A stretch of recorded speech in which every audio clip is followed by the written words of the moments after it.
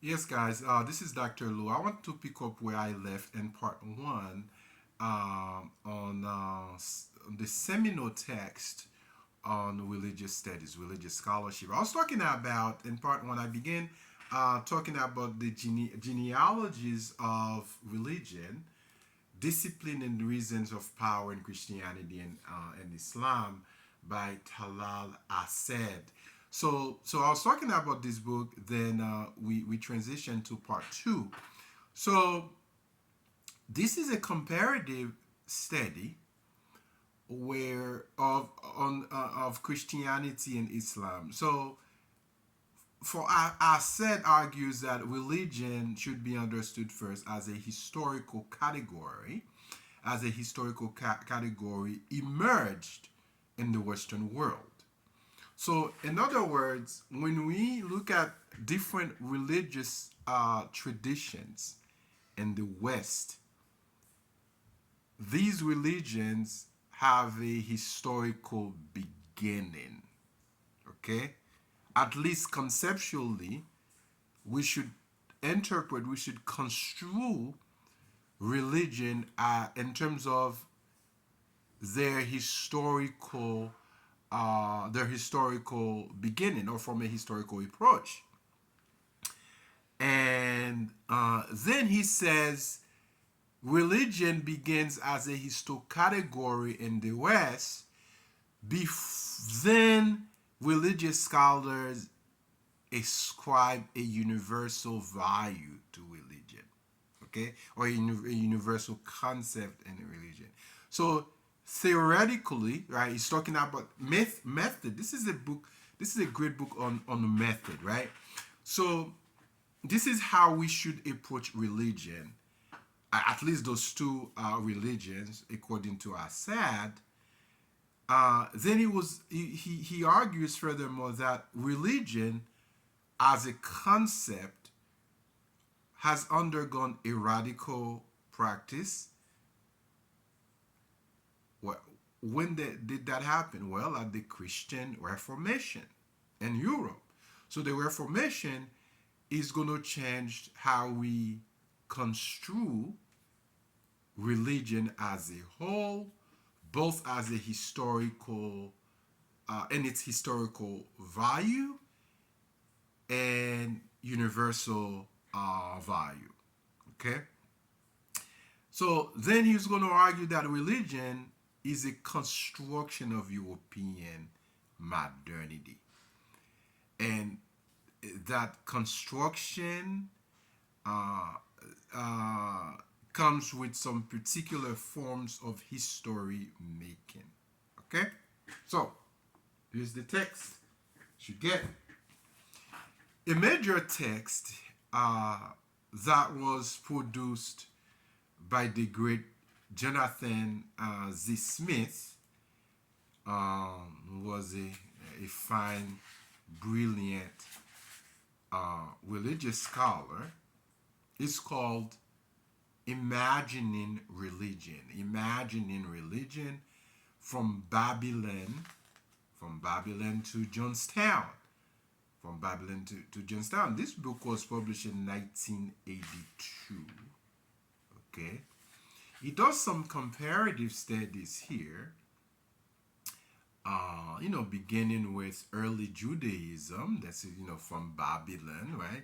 Babylon, okay, and to the importation of religion from, by the Puritans to the so-called New World or the United or America.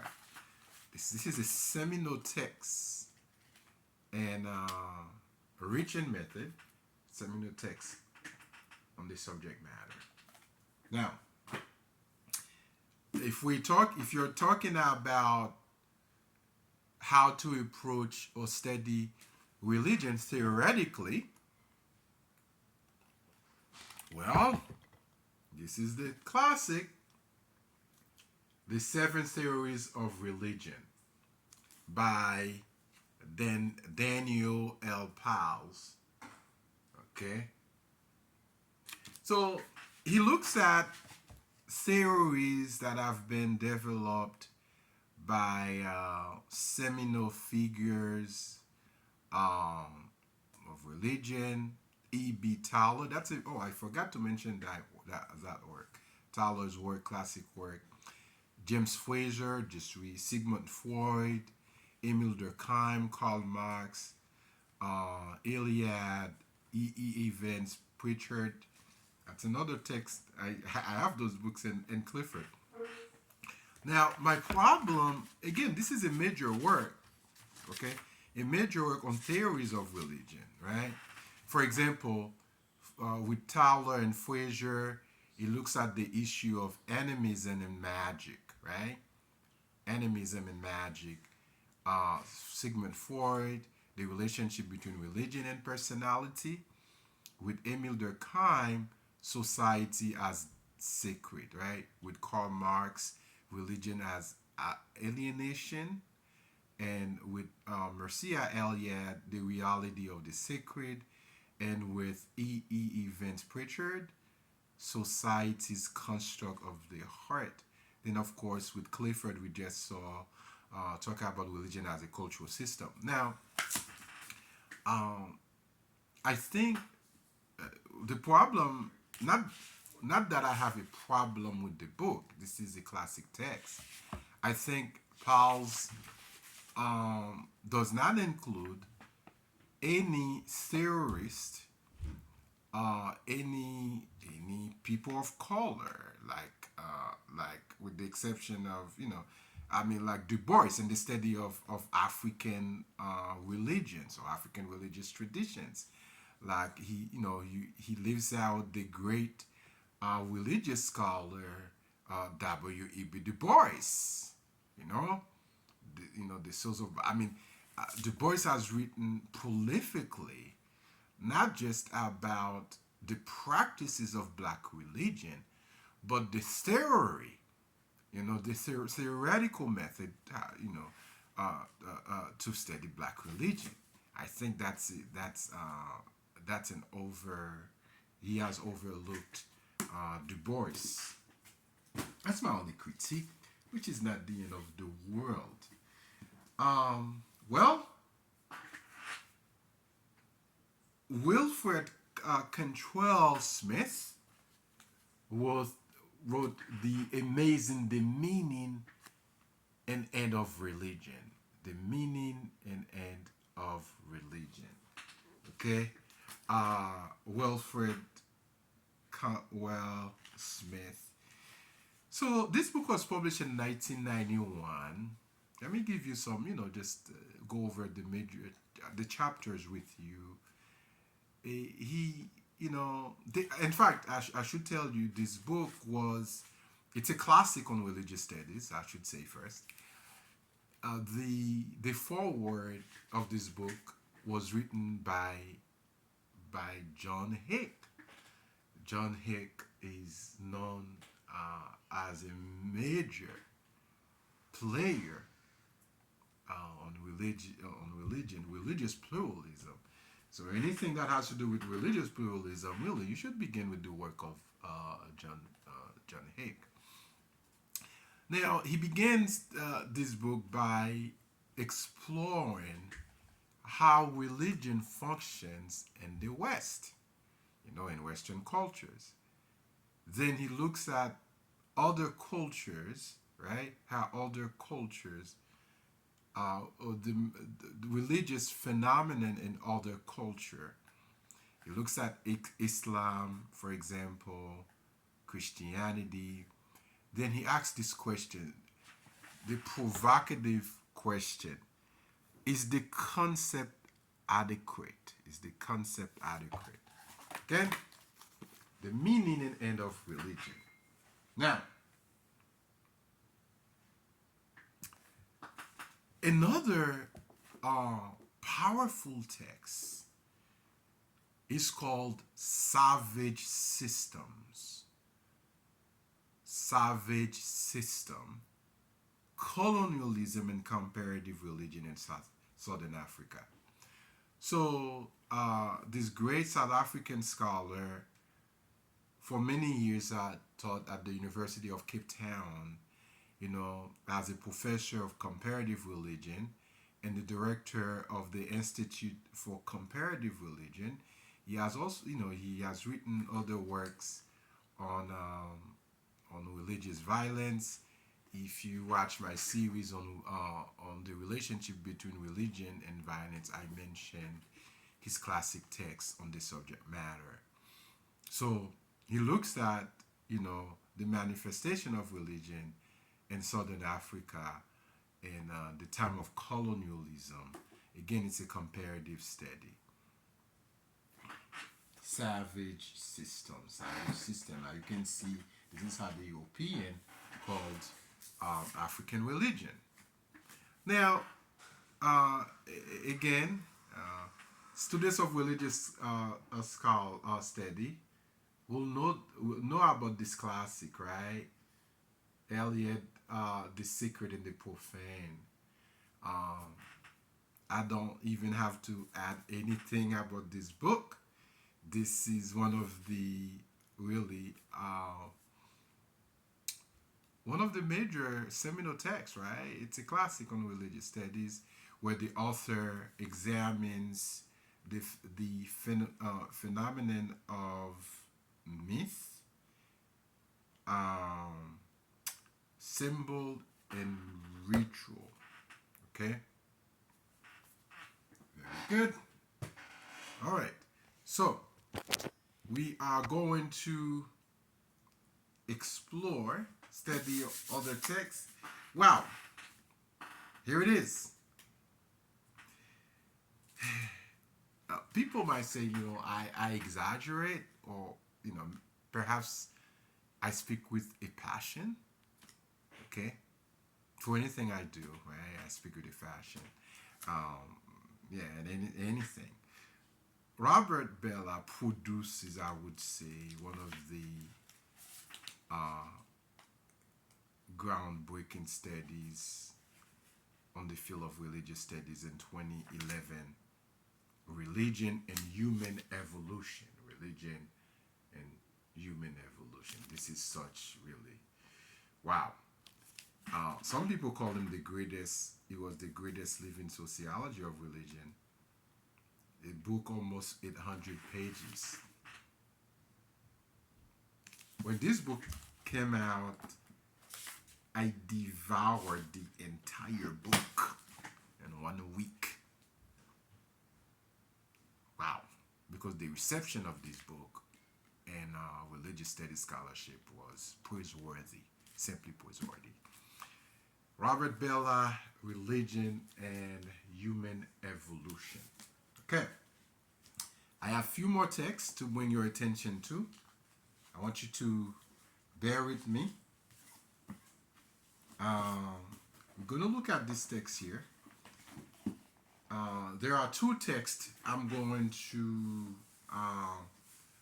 two categories of text on interreligious dialogue. Okay. One is by John Hick. It's called A Christian Theology of Religion. Okay. I have the book with me. I'm so sorry. I took it back to the shelf. But it's called, the book is called A Christian Theology of Religion. This is a powerful by the great John Hick, right? John Hick, as he's known as the one really who expands, who what we call religious pluralism and religious scholarship. Not only in religious scholarship, also in theological scholarship, because he was foreknown as he was known among his in the religious world as a theologian, right? And was just a seminal theologian in his respective specializations. This is one of my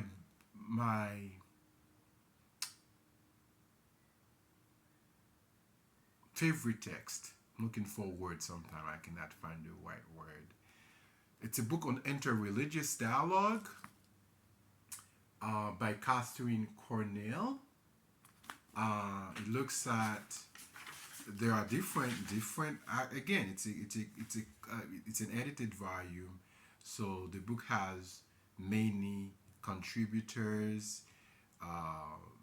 There's a chapter on the history of interreligious dialogue, condition for interreligious dialogue, with Catherine Cornell herself wrote, and comparative theology and interreligious dialogue, structural reasoning for interreligious dialogue. When I was working, on my two edited volumes on interreligious dialogue between Christianity, Protestant Christianity, Catholicism, and Vodou, and Haiti, this book was very helpful to me, very helpful. Also, another important book that was very helpful to me was written by Jacques Dupuy. Jacques Dupuy is a major theologian who wrote Toward a Christian Theology of Religious Pluralism. Toward a Christian Theology of Religious Pluralism by Jacques Dupuy. It's some call it, a masterly work. It's a classic work. This is a tour de force. It's another important text that I have used when I was working on my 2-volume work on interreligious dialogue and education, and Haiti's three dominant religious traditions: Vodou, Protestantism, and Catholicism. Major work. Okay. Walter Burkert has written Creation of the Sacred, Tracks of Biology in Early Religion. Creation of the Sacred, Tracks of Biology and Early Religion. So he looks at the, different religious categories and practices such as sacrifice, circumcision, and it looks at different like scapegoats, the idea of scapegoat, castration, and circumcision, different types of rituals. Again, he begins with the earliest expressions of religious sensibilities and human civilization. Again, creation of the sacred. Okay, now I think I have 5 more books to go over. Daniel Dennett,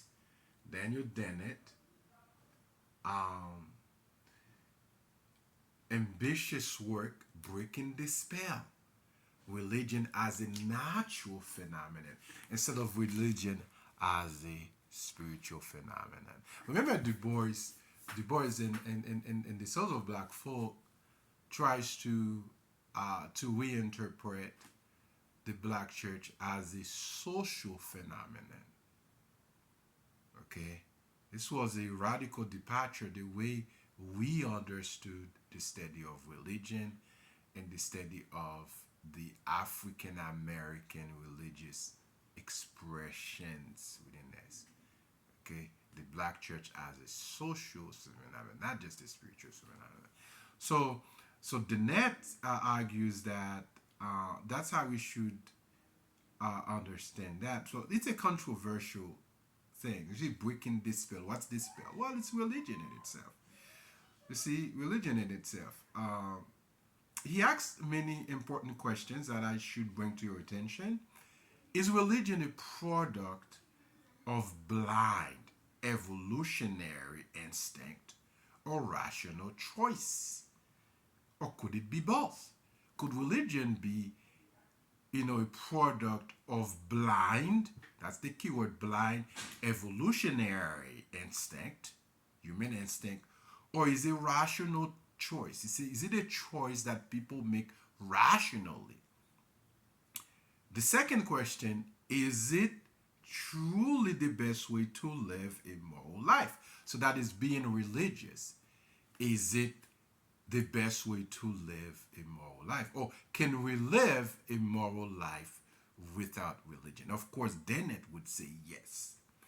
Is religion good for you? Is religion good for you? Or is religion good for humanity?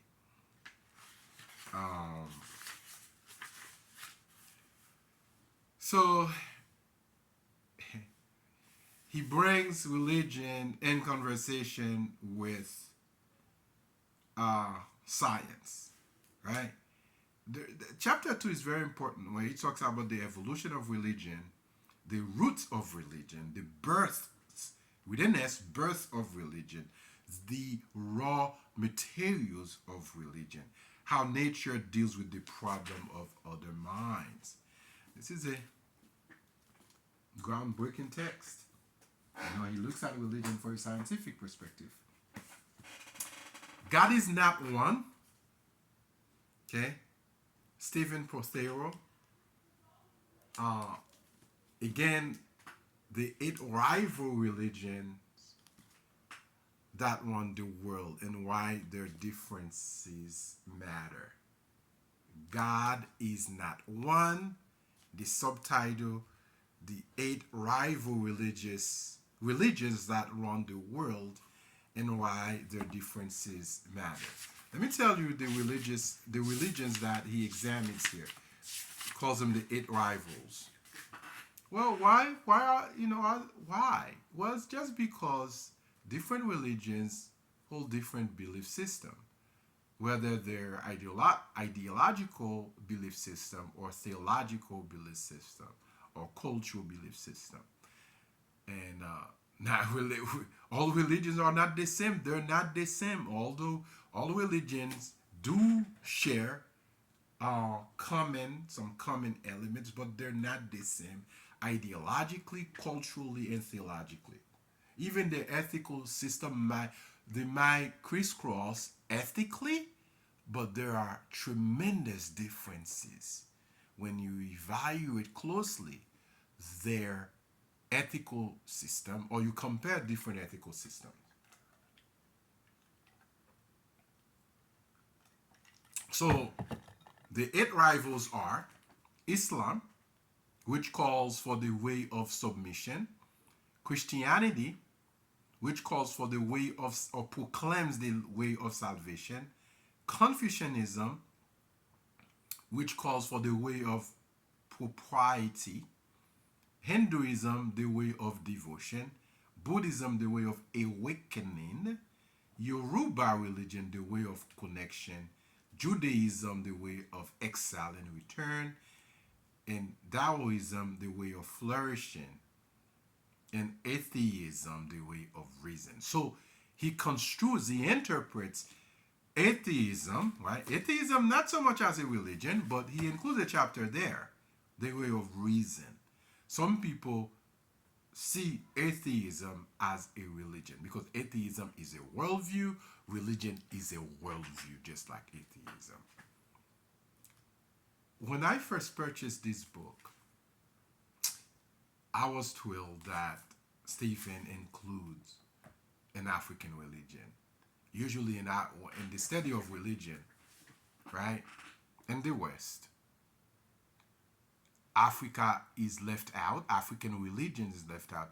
Although, this is interesting, Western anthropologists, Western ethnologists did field work in Africa to help them conceptualize the very idea of religion, the very concept of the religious. But then when they published their big books, guess what? They would leave out African traditional religion. They would emphasize Christianity, which many of them do not see as an African religion, Hinduism, Buddhism, Eastern religions, right? Islam, Judaism, and so forth. So the very continent that provides, right, the ground for their field work, they usually leave it out. African traditional religion. Okay, I'm not mad at anybody. I'm just, as a theologian, as a religious scholar, as a researcher, I'm just informing you guys about, the nature of Western scholarship when it comes to the religious sensibilities of the African people and African or people of African descent. Just like the religious the African derived religions and the diaspora like Santeria, Voodoo, Candomblé, Spiritismo, Hoodoo, you name it, right? Obia, you say, have been undermined or neglected by major scholarship, by major scholars in religious studies. And this is just a critique. So, just bring this to your attention, my listeners. Okay. I'm not mad. I'm not mad at anybody, just passion. Dr. Lou expressing his passion. So Mark C. Tiller, produces